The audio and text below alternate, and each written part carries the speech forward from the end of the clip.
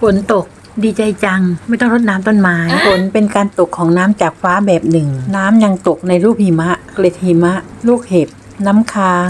ฝนอยู่ในรูปหยดน้ำค้างซึ่งตกมายังพื้นผิวโลกจากเมฆฝนที่ตกเป็นส่วนสำคัญส่วนหนึ่งของวัฏจักรของน้ำจากผิวน้ำในมหาสมุทรระเหยกลายเป็นไอควบแน่นเป็นละอองน้ำในอากาศ